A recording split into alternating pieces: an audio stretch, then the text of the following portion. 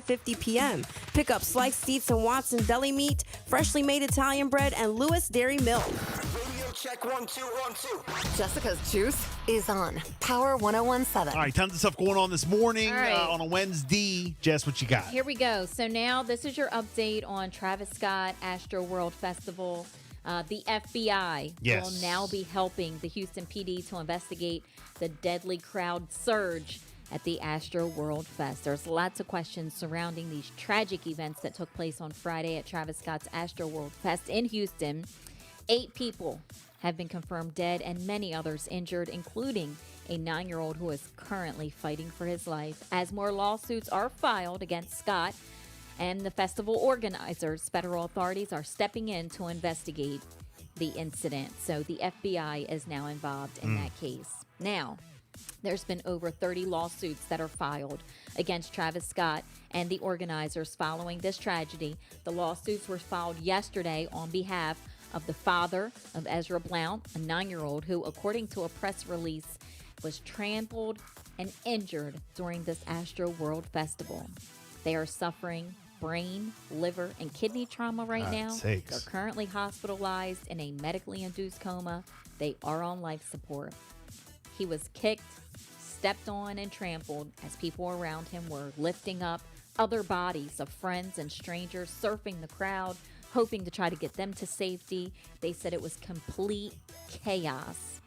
Now, Travis went to Dave & Buster's after the concert. Apparently had no idea that all this was going on. There was an after party there.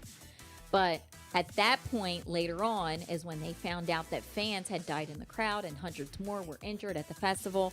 Travis didn't know the severity of the situation when he actually arrived at the party.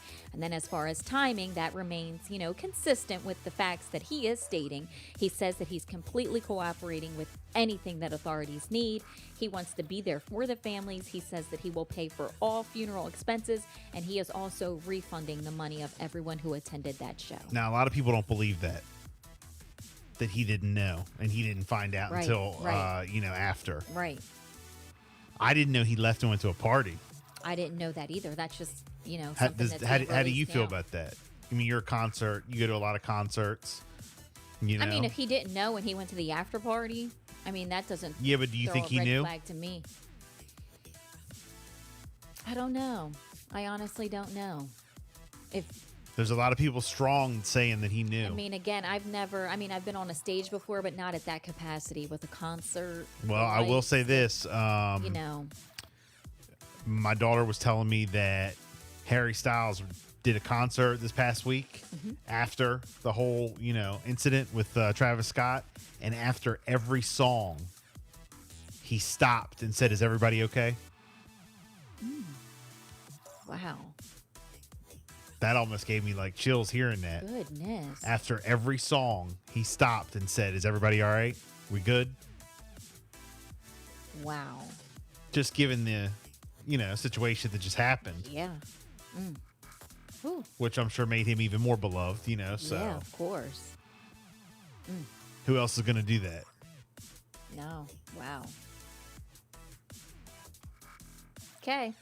We'll definitely keep you up to date. Yeah, that investigation's going to continue. The FBI is involved, and it just gets crazier and crazier. Now, Paul Rudd has been named People Magazine's Sexiest Man Alive. Who? Paul Rudd. Why do I not know him? He's a comedic actor. Okay. He has been named the Sexiest Man Alive. All right. And we know that Mel Gibson, Tom Cruise, Let me pull Blake this up. Shelton, John Legend. Let me see if he's sexy. Michael B. Jordan. They've all taken home this crown. Well, I guess he's a little sexy. So now Paul Rudd is taking home the top spot. All according to right. People Magazine. He's 52 years old.